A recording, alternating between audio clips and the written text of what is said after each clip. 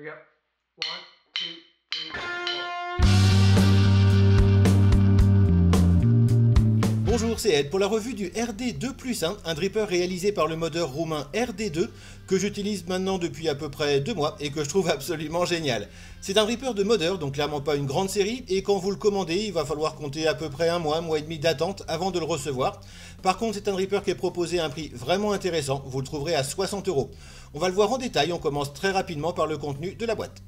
Dans la boîte, en l'occurrence une pochette noire, vous trouverez ce que vous aurez commandé en fait puisque le dripper est livré avec les options que vous voulez. Vous pourrez d'une part avoir soit l'option bottom feeder, soit l'option pin standard, vous pouvez également bien sûr commander les deux. Et le réglage du flux d'air se fait à l'aide de buses et vous recevrez les buses que vous aurez en fait demandées, sachant qu'elles vont de 1,3 mm d'ouverture à 2,8. Vous pourrez soit en commander une seule, soit plusieurs, si vous voulez avoir le choix pour votre vape. Et voilà le RD2+1 en détail, c'est un tout petit dripper, il est en 22 mm de diamètre et il ne mesure que 25 mm de haut, plus le drip tip. Drip tip qui n'est pas livré d'origine, par contre c'est une connexion standard, vous pourrez mettre n'importe quel drip tip de votre choix sans aucun problème. Pour ce qui est des finitions et de la réalisation, elles sont excellentes, vraiment, c'est très bien usiné, très bien fini. Le polissage est vraiment séduisant, c'est le mot. Absolument rien à lui reprocher sur la réalisation, c'est vraiment du très bon boulot. En particulier les joints, en fait le dripper est en 3 parties, une partie inférieure, une partie intermédiaire et une partie supérieure. Et les joints de la partie inférieure tiennent mieux que ceux de la partie supérieure, ce qui fait que quand vous allez vouloir l'ouvrir, vous allez enlever uniquement la partie supérieure et le reste ne bougera pas. Encore une fois, ça n'est maintenu qu'avec des joints et c'est juste parfait au niveau des finitions. Pour ce qui est de la base, ça va dépendre de quelle option vous aurez choisi. Ici, c'est l'option pin bottom feeder. On a donc le trou pour le passage du liquide, un trou qui est très large. Le 100% VG passe comme dans du beurre. Vous pourrez également le commander avec l'option pin standard. Dans ces cas-là, évidemment, vous n'aurez pas le perçage de l'axe. Le réglage du flux d'air se fait à ce niveau-là en remplaçant la buse ou en ne mettant pas de buse dans cet orifice. Le réglage du flux d'air se fait donc avec un système de buse. Ici, on n'a pas mis de buse et on a une ouverture d'arrivée d'air de 4 mm de diamètre, ce qui permet évidemment d'avoir un flux d'air super aérien. Les buses en elles-mêmes ressemblent à quelque chose comme ça, une toute petite pièce en métal avec un filetage à ce niveau-là et une ouverture qui est calibrée de l'autre côté. Pour insérer une buse, il suffit de la mettre dans l'orifice donc d'arrivée d'air. Vous prenez un tournevis comme ceci, on va essayer de refaire la mise au point, voilà. Et vous vissez directement la buse à l'intérieur. Le gros avantage de ce système, c'est qu'en fait vous allez pouvoir plus ou moins visser la buse à l'intérieur, ce qui va la rapprocher plus ou moins de votre résistance. On le verra tout à l'heure en le démontant, mais en fait plus vous allez visser la buse, plus elle va s'enfoncer à l'intérieur et se rapprocher de votre résistance, ce qui va encore changer l'expérience de vape.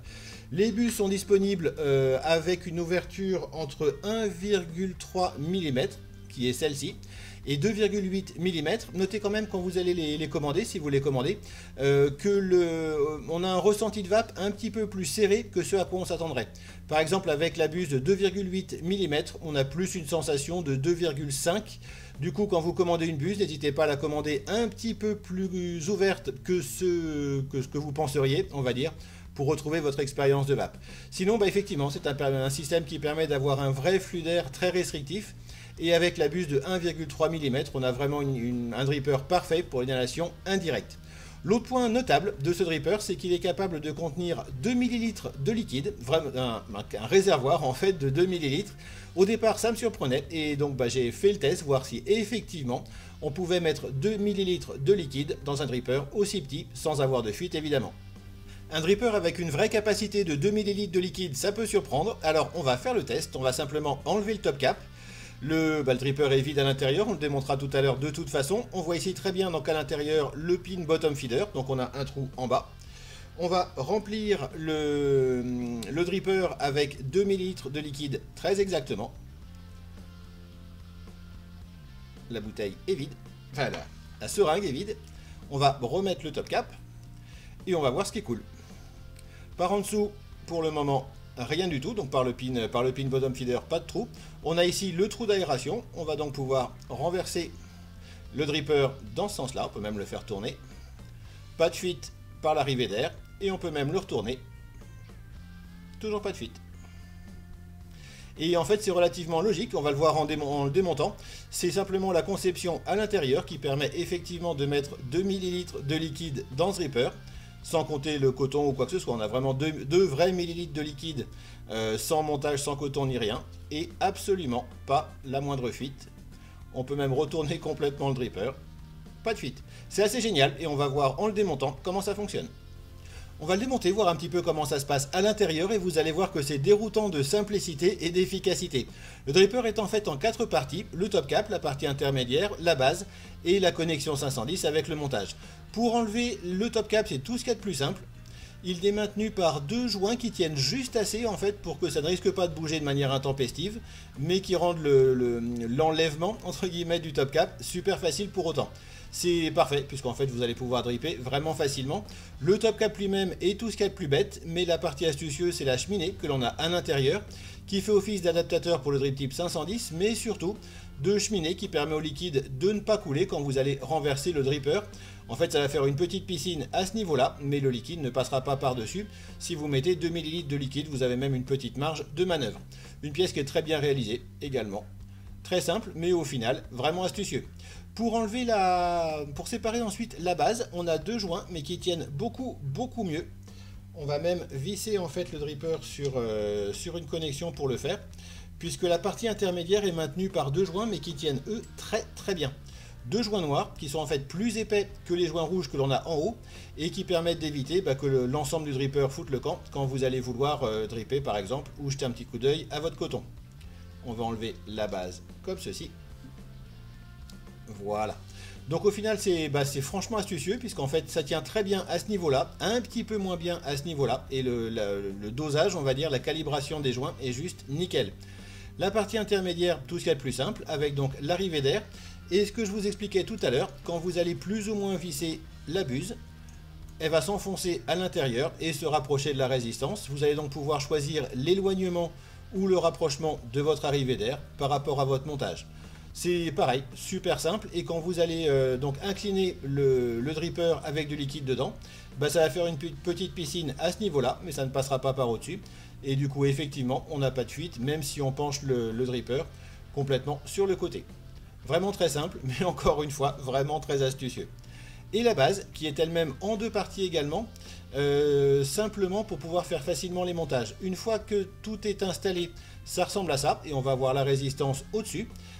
Pour que ce soit plus simple, en particulier pour dévisser les vis des postes, vous allez pouvoir dévisser la base comme ceci, ce qui va séparer la base, qui est là vraiment une pièce tout ce qu'il y a de plus simple avec le négatif de la connexion 510. Une pièce qui est bien usinée, mais vraiment rien de particulier à ce niveau-là. Et la partie connecteur 510 poste, ici. Vous allez donc pouvoir mettre votre résistance sur les 2 plots que l'on a à ce niveau-là. Et j'adore le look un petit peu écrou-boulon de l'ensemble, mais on verra tout à l'heure, ça marche très bien. Et la connexion 510, donc il va aller à ce niveau-là, avec son isolant.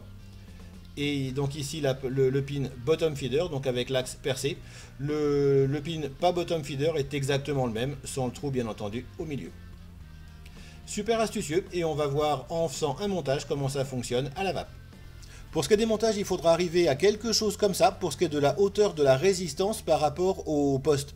Ici, c'est un montage qui est prévu pour une vape à 25 watts et la buse de 2,8 mm en inhalation directe donc. Si vous voulez vaper en indirect avec la buse de 1,3 mm, bien sûr, vous ferez un montage beaucoup plus petit pour une vape à 10-15 watts par exemple. Ce qui est vraiment important, c'est d'avoir la résistance centrée à ce niveau-là, mais surtout à la bonne hauteur par rapport au poste. Et pour faire votre montage, il faudra dévisser la partie centrale, puisque là vous n'avez pas accès à la vis de droite. Donc vous dévissez la partie centrale, vous faites votre montage dessus, vous remettez la base pour avoir la résistance à cette hauteur-là. C'est vraiment important, puisque en fait quand vous allez remettre l'atomiseur, vous allez bien placer l'arrivée d'air perpendiculaire à la résistance, enfoncer le tout.